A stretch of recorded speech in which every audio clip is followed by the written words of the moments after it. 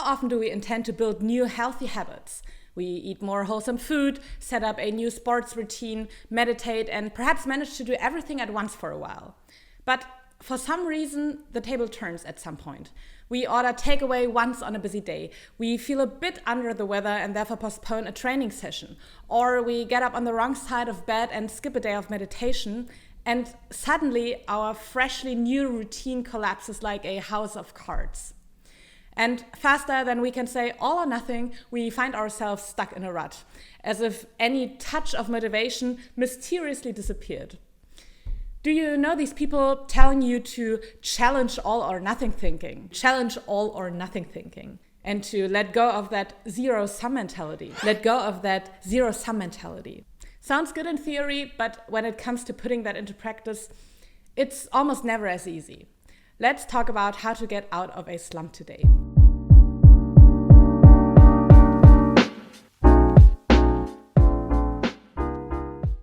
Hey there, and welcome to today's video on how to get out of a rut. I'm Ava, psychologist and head of content at FlowLab, a mental fitness app with personalized meditations aimed at helping you become more focused, motivated, and productive so you can find more of this highly rewarding and fulfilling flow state.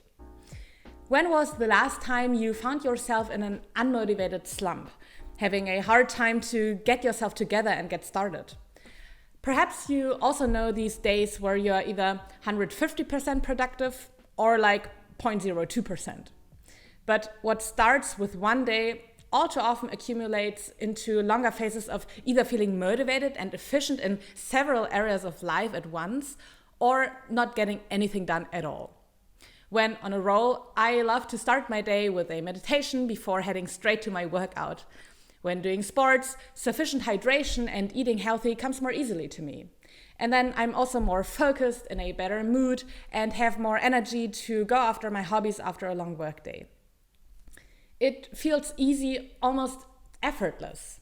And yet, in the past, I felt this routine was quite fragile because not showing up once used to be enough to bring all these efforts to a grinding halt.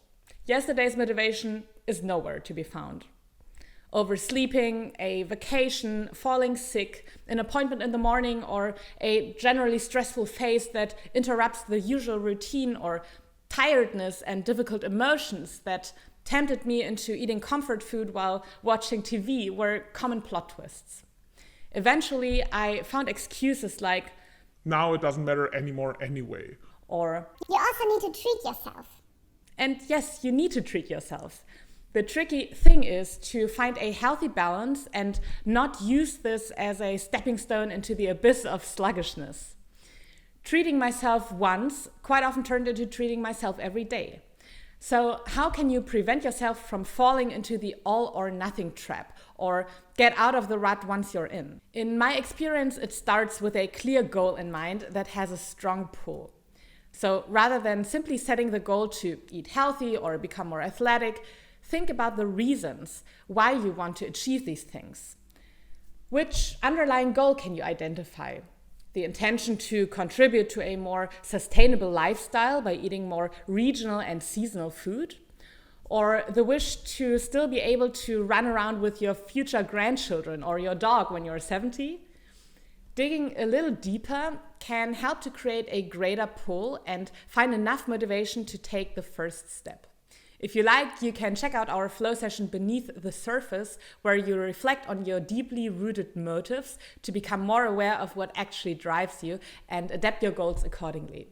You'll find it in the training area of Drive in the FlowLab app. What's also important then is a mindset shift. While letting go of all or nothing thinking might feel a bit abstract at first, perhaps you can think about it like this. The outcome is not that much about the occasional highs and lows, it's about the average of our experiences. How healthy we are when we are 80 depends less on whether you gorge on that delicious brunch or not, but rather on how you nourish yourself on a daily basis. If you want to become more athletic, these long, juicy workouts every once in a while are probably not as decisive as your consistency over time.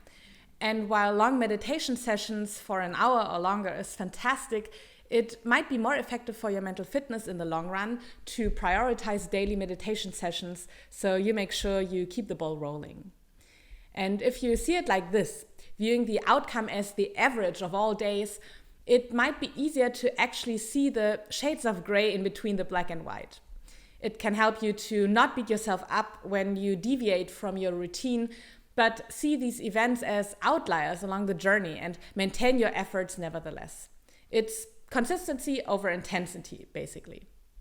And finally, if you're already on a dry spell and find yourself glued to the couch, I usually ditch the eat the frog method, where you are encouraged to do the most uncomfortable task first, but rather try to eat the treat, as I'll call it now, basically doing the easiest thing first. Something that doesn't cost you too much effort, but gives you a sense of accomplishment. Perhaps a task that doesn't take too long, a task that comes easy to you, or something that is fun.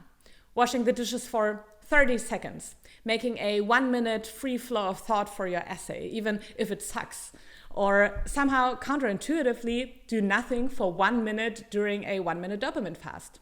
You'll probably see that it's much easier to overcome your weaker self for a 1-minute do nothing challenge rather than a 20 minutes meditation.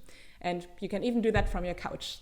So feel free to check out our 1minutedopaminefast.com website to do something for your mental fitness. In the end, this is how you create psychological momentum, with the right mindset and an initial success experience. This sense of accomplishment will help you to set things in motion. You will release dopamine that rewards your experience and ideally motivates you to keep going. If you watched our video on how to become more self-confident, you know that mastery experiences are a source of self-efficacy, the belief that you can achieve your goals. And when they interviewed soccer players, the researchers Jones and Harwood found confidence to be the most frequently cited trigger of psychological momentum. So chances are good that you'll generate an upward spiral of creating a sense of accomplishment, thereby gaining momentum and thereby further increasing feelings of accomplishment again. The psychologist from the University of Maryland aptly described psychological momentum as ocean waves that can also be strung together with other waves into a series of consecutive momentums.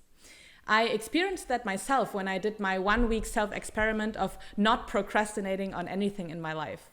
I documented my experiences and learnings. Feel free to check out the video if you haven't done so already. So, long story short, ask yourself, what's the smallest step that you can take that still gives you the feeling that you got something done?